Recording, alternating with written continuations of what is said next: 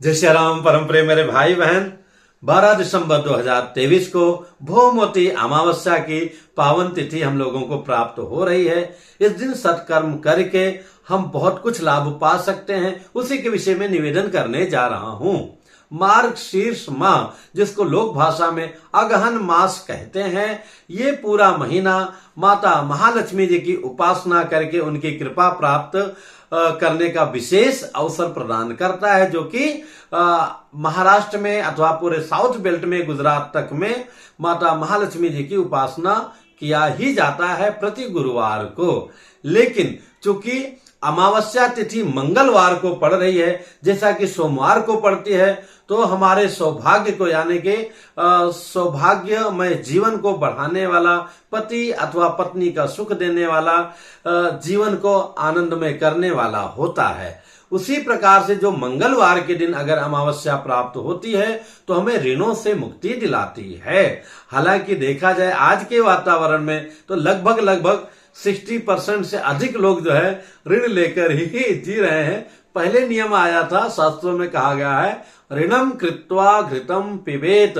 घृत की इतनी महिमा थी कि घी पीने के लिए ऋण भी लेना पड़े तो कोई दोष नहीं है। लेकिन आज के समय तो सब प्लास्टिक की चीजों के लिए, एनीवे जो भी है, ऋण, हर व्यक्ति ऋण से दबा हुआ है। तो ऋण से मुक्ति पाने के लिए मंगल देव की उपासना बहुत ही उत्तम है, जिसमें ऋण मोचन मंगल स्तोत्र है और भी कई तरह के स्तोत्र हैं, जो मैं आगे कभी अवसर मिलेगा तो बताऊंगा। लेकिन ऋण मोचक मंगल स्तोत्र है, उसका पाठ कर सकते हैं, अथवा जो है ओम अंग अंगारकाय नमः, अथवा ओम भौमाय नमः, ओम भौमाय नमः, ओम भौमाय नमः, इस मंत्र का भी जाप कर सकते हैं। उचित तो यही रहेगा कि अपने आचार्यों पुरोहितों को बुला करके विधिवत मंगल भगवान का भी जो उनका त्रिकोणात्मक यंत्र रहता है, उस यंत्र की पूजा करवा लीजिए और बाद में हर मंगलवार को आप कम से कम वर्ष पर्यंत स्वयं पूजा कीजिए, नियम धर्म से रहते हुए।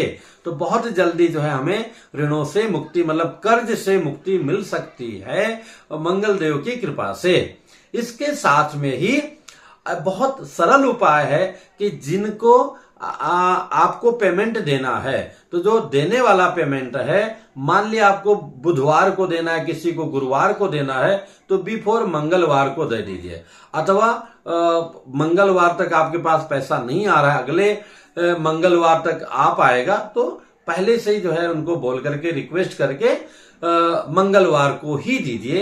ये उत्तम रहेगा। आप स्वयं अनुभव करेंगे कि बहुत जल्दी जो है धीरे धीरे हमें ऋणों से मुक्ति मिल रही है और ऋण यानी कि कर्ज हमें कम लेना पड़ रहा है।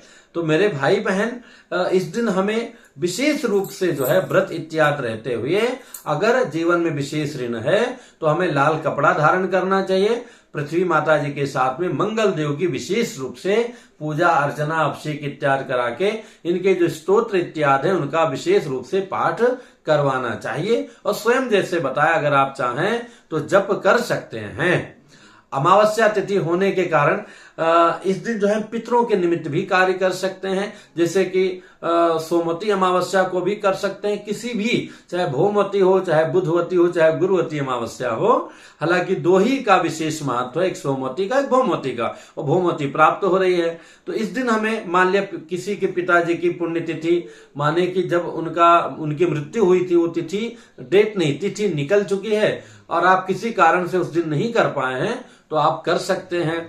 और इस दिन जो है प्रातः काल हमें पीपल के जो वृक्ष है वहां जल चढ़ाना चाहिए और संध्या वेला में जाकर के दीपक जलाना चाहिए। दीपक आप अपने घर के दक्षिण दिशा में अगर स्थान है, खिड़की है, तो वहां भी जला सकते हैं। ये जो पितरों के निमित्त दिया जलाया जाता है, अथवा शनि मंदिर में काल भैरव जी के यहाँ जो दीप प्रज्वलित किया जाता है, अथवा राहु केतु का स्थान में भी कहीं करते हो, तो मस्टर्ड ऑयल, जिसको सरसों का तेल, राई का तेल बोलते हैं, उसका दीप जलाना चाहिए।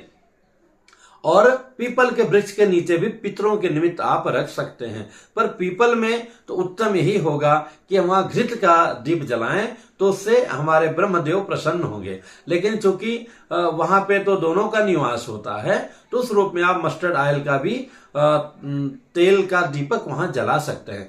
पर छोटा वृक्ष है, बड़ा वृक्ष है, वो उसका लो न लगे, इन सब बातों का ध्यान रखना चाहिए। संध्या वेला में जलाना चाहिए।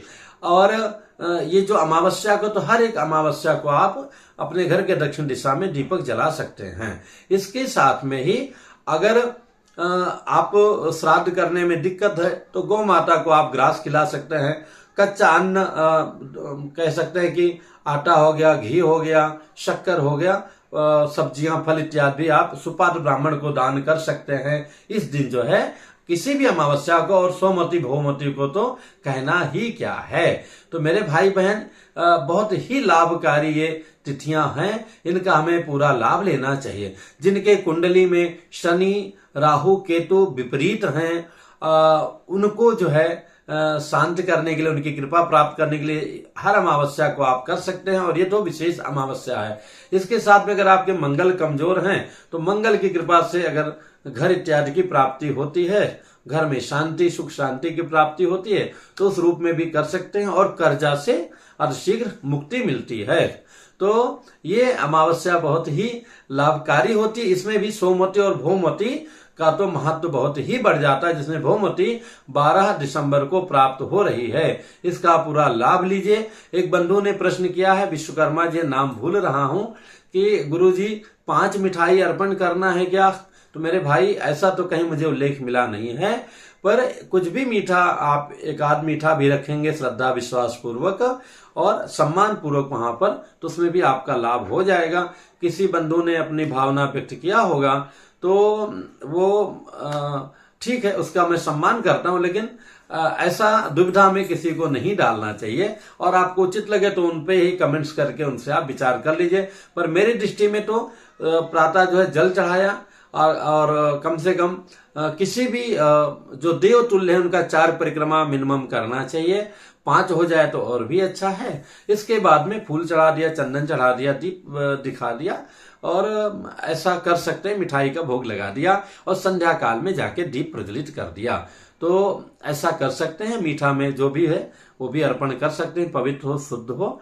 और 5 मीठा क्या 11 है तो 11 कीजिए, नहीं तो एक में भी वही प्रभु प्रसन्न होंगे। जैसे आपकी स्थिति हो वैसा कर सकते हैं, ऐसा कोई बंधन नहीं है। फिर भी आपके मन में और भी कुछ डाउट्स हो सकता है, कुछ प्रामाणिक डाउट्स हो, तो उसके विषय में अवश्य मैं उत्तर देने का प्रयत्न करूंगा। पुनः मिलूंगा एक नई जानकारी के साथ में। जय सिया राम।